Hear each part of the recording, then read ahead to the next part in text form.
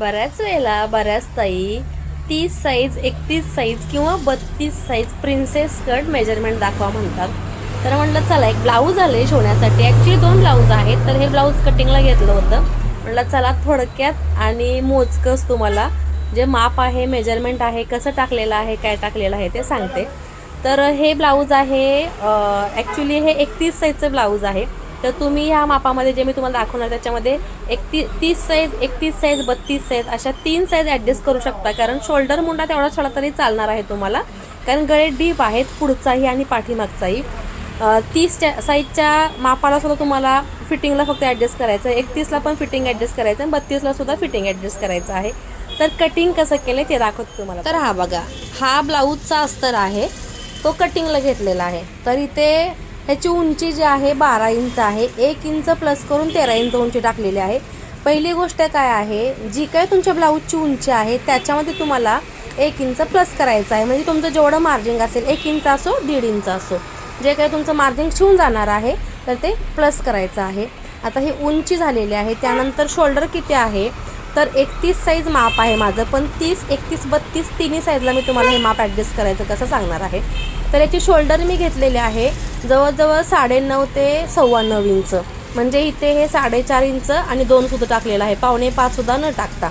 आणि मुंडा जो घेतलेला आहे 5 इंच घेतलेला आहे. 1 इंचाचा इथे आर्महोलच्या इथे मार्किंग करून हा गोल बनवलेला आहे मुंड्याचा.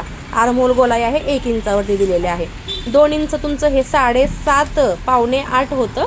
7.5 प्लस 2 इंच हे मार्जिन घेतलेलं आहे. तशीच रेष खाली ओढलेली आहे. म्हणजे हा झाला आपला बॅक पार्ट. आता ह्याचा गळा आहे 9 इंचाचा. 9.5 इंचावरती मार्किंग केलेला आहे. गोल गळा द्यायचा आहे. इथं रुंदी किती टाकलेली आहे तर इथे मी हा डीप गळा आहे म्हणून 2.25 इंच रुंदी टाकलेली आहे. थोडासा वरती गळा असेल तर तुम्ही 2 इंच रुंदी टाकू शकता. तर हा झाला आपला back part. As it is तुमची टक्स पॉईंट जे आहे ती द्यायची आहे. आणि इथला हा कर्व दिला नाही दिला तुमच्या पद्धतीने तुम्ही कटिंग करू शकता. हा झाला बॅक पार्ट. फ्रंटसाठी काय केलेलं आहे बघा. हा वरचा पल्ला आहे तो बॅक आहे. खालचा पल्ला आहे तो फ्रंटसाठी आहे. आता उंची जी आहे 12 इंच आहे. पाठीमागचा पार्ट मी 13 इंचाचा घेतलेला आहे. आणि पुढचा पार्ट 1 इंच पुन्हा वाढलेला आहे. म्हणजे पुढचा पार्ट 14 इंचाचा झालेला आहे. ते का तर आपल्याला शिलाईमध्ये टक्स वगैरे आपण काढतो त्यासाठी देणार आहे. आता ह्याचं प्रिन्सेस कटचं ड्राफ्टिंग कसं केलं ते बॅक पार्ट. हा आहे फ्रंट साईड. फ्रंट साईडला काय केलेलं आहे ॲज इट इज गळ्याची रुंदी घेतलेली आहे. हे माप तर आपलं सेम येतं. जशी बॅकची शोल्डर आहे तशीच फ्रंटची शोल्डर होते. आणि गळ्याची रुंदी जेवढी घेतलेली आहे आपण फ्रंटला तेवढीच घेऊन येते आपण. गळ्याची खोली द्यायची आहे. हा 6चा गळा आहे तर मार्किंग केलेला आहे. आता इथे या गळ्यामध्ये बऱ्याच वेळेला बऱ्याच ताई कन्फ्यूज होतात. ब्लाऊजचा गळा तर तयार 6चा असेल तर त्याच्यामध्ये अर्धा इंच प्लस करायचं का मार्जिंगसाठी. का अर्धा इंच मार्जिंग आपलं इथे जातं ना त्यासाठी. तर हो 6चा गळा असेल अर्धा इंच त्याच्यामध्ये प्लस करायचं आहे. 6.5 वरती मार्किंग करायचं आहे. कारण शिवताना शोल्डर आपले अर्धा इंच शिवून जाते. इथं तुमचे अर्धा इंच शोल्डर शिवून जाणार असेल 1.5 इंच जाणार असेल किंवा 1.25 इंच जाणार असेल त्या हिशोबाने तुम्ही ते प्लस करायचं आहे. जो काय तुमचा गळा असेल त्याच्यामध्ये तुमचं मार्जिंग प्लस झालंच पाहिजे. आता त्यानंतर इथे आर्महोल आहे तो थोडासा मी कमी घेतलेला आहे. कारण ऑलरेडी हा पार्ट कमीच आहे. त्यामुळे शोल्डर ब्रॉड असेल चेस्टचा भाग जरी कमी असला आणि क्लायंटची शोल्डर जरी ब्रॉड असेल तर इथे ब्लाऊज खेचू नये. बऱ्याच वेळेला बऱ्याच ताई म्हणतात की इथे ब्लाऊज का खेचतोय. त्यासाठी थोडंसं मी अर्धा इंचापेक्षा कमी घेतलेलं आहे. तुम्हाला जर क्लायंटचा बांधा जर बारीक असेल तर तुम्ही इथे अर्धा इंच घेऊ शकता प्रॉपर. आता टक्स टाकायचे आहे कशी तर आपला बस पॉईंट कसा काढायचा आहे बघा.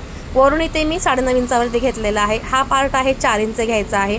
अजून छोटा असेल 28 29 तर 4.25 घ्यायचा आहे. किंवा 32 असेल तर 4 पण चालेल 32ला काही प्रॉब्लेम नाही.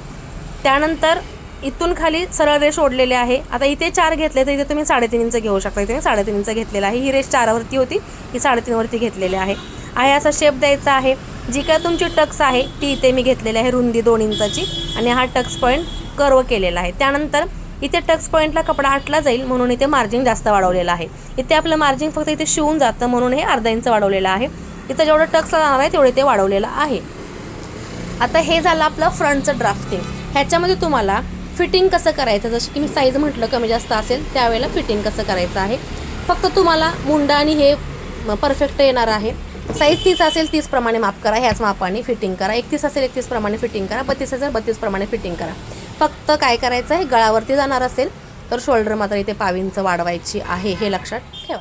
काही शॉपवरती घरचं उरकून येईपर्यंत क्लायंट येऊन उभे होते. त्यांनी आपले व्हिडिओ पाहिले होते आणि ते मला भेटायला आले होते. सोबत त्यांच्याकडे ब्लाऊज शिवायचं होतं. ते आले, त्यानंतर त्यांना भेटली, थोड्या गप्पा झाल्या. पुन्हा दुसरी क्लायंट आली, मैत्रीणच होती, तिच्याशी गप्पा झाल्या. पुन्हा क्लिनिंग झालं. क्लिनिंगच्या अगोदर हे सगळं झालं होतं. पुन्हा क्लिनिंग झालं, पूजा झाली. त्यानंतर मी घेतलं कटिंगला घेतं तोपर्यंत पण तिसरी एक जण आली. तिने टाकले खूप सारे ड्रेसेस. तर हे 4-5 ड्रेसेस आहेत. हे झाले. तोपर्यंत आली कारीगर आपली सुनीता मॅडम. मग ती समोर असताना पटापट कटिंगला घेतले. कटिंगला पाहता आज कटिंग किती झाले बघा. पटापट कटिंग केले. हे एवढे ब्लाऊज आहेत, 7 ब्लाऊज आहेत आणि हे एक ब्लाऊज आहे. हे 6 आहेत आणि 7वं ब्लाऊज आहे. तर ह्यातलं मी एक शिवलं. क्लायंट पाहता, कटिंग पाहता, असं मला कटिंगचा कंटाळा आला ना, मग मला शिवावं वाटतं. कारण शिवलं की एकदम फ्रेश एनर्जी होऊन जाते. त्याच्यामुळे असं हा एनर्जी अशी साकारते. आणि मग ते एक ब्लाऊज झालेला आहे. बाकी कटिंग आहे ते आता पेंडिंग पडलेलं आहे. आणि दिवस संपायला आला. पाहताय बघा 8:15 झालेले आहेत. 8:15 होता एवढे सारे ऑर्डर पुन्हा आलेले आहेत. ह्याच्यामध्ये पुन्हा 3-4 टॉप आहेत बाही लावायला ऑल्ट्रेशनला आणि एक ड्रेस आहे. त्यानंतर अजून एक ऑर्डर आलेली आहे. त्याच्यामध्ये भरपूर सारे ब्लाऊज आहेत. त्याच्यामध्ये ब्लाऊज आहेत, ड्रेस आहेत, 3 टॉप आहेत, 3 ते 4 टॉप आहेत बाही लावायला आणि 3 ब्लाऊज आहेत. प्लस अजून एक 2 ब्लाऊज आलेला आहे अर्जंटचं. पण अंगावरती माप घेतलेलं आहे. तरीसुद्धा मॅडमला कन्फर्म होण्यासाठी मापाचा ब्लाऊज पाठवणार आहे. मापाचा ब्लाऊज घेऊन आले असते तर 2 कामं सोबत झाली असती. नाही, अगोदर आम्हाला साड्या आणायच्या आहे, अंगावरती मेजरमेंट घ्या म्हणायचं आहे आणि पुन्हा काहीतरी डाऊट वाटतो म्हणून मापाचं ब्लाऊज द्यायचं आहे. कारण लास्ट टाईम शिवलेले ब्लाऊज खूप छान झालेले आहेत. आणि तसं म्हणायला गेलं तर हा ब्लाऊज लकी ठरलेला आहे आजच्या कोट्यामधला. कारण हा आलेला उशिरा ब्लाऊज समोरासमोर पटापट जे दिसतील ते कटिंगला घेतले आणि हा बघा शिवूनसुद्धा झालेला आहे. आणि ह्याच्याचसोबतचे मैत्रिणीचे अजून हे 2 ब्लाऊज आहेत. ह्याला पोटली करायची आहे. ते पोटल्या तयार करून बनवून ठेवलेल्या आहेत. आमच्या सुनीता मॅडमने जोडून ठेवलेलं आहे. आणि पुन्हा हे एका क्लायंटचं ब्लाऊज आहे. हे 2 एका क्लायंटचे ब्लाऊज आहेत. हे ना 30-31 मापाचं ब्लाऊज आहे. ते सुद्धा कटिंग झालेलं आहे. हे का मापाचं ब्लाऊज आहे क्लायंटचं. ह्या क्लायंटने 2 वर्षापूर्वी ब्लाऊज शिवले, त्यानंतर साड्याच घेतल्या नाही म्हणते ताई. घेतल्यानंतर थेट तुमच्याकडे आलेले आहे. कोण जाणे खरं खोटं काय आहे. आणि हे ब्लाऊज आजच्या लॉटमधलं लकी ब्लाऊज जे की शिवून झालेलं आहे. आता ह्याच ब्लाऊजचे 2 जे ब्लाऊज आहेत ते मी शिवायला घेते. हे कटिंगला घेणार होते पण ह्याचं माप यायचं आहे. असा होता आजचा गडबडीचा दिवस. आणि एवढं सगळं करून मी थोडा वेळ घरी गेले होते. घरी जायचं म्हणून गाडी स्टार्ट केली तर गाडीमधलं संपलं होतं पेट्रोल. शेवटची कांडी होती ती ब्लिंक होत होती. म्हटलं चला पटकन पेट्रोल टाकून येऊया. कारण पेट्रोल टाकल्याशिवाय आपली गाडी पळणार नाही. पेट्रोल टाकायला गेली तर समोर दिसला एक शॉप. तिथे गेली, थोडं शॉपिंग केलं. तर शॉपिंग काय केलं हे विचारू नका, हे सिक्रेट आहे ना. तर मग घरच्यांनाही कळेल, माझ्या कारभाऱ्यांना जर कळालं की मी शॉपिंग केलं एवढ्या कामातून वेळ काढून ओरडा खायला लागेल मला. त्याच्यामुळे ते शॉपिंग मी नेक्स्ट टाईम कधी तुम्हाला मी वेअर केल्यानंतर नक्की दिसेल.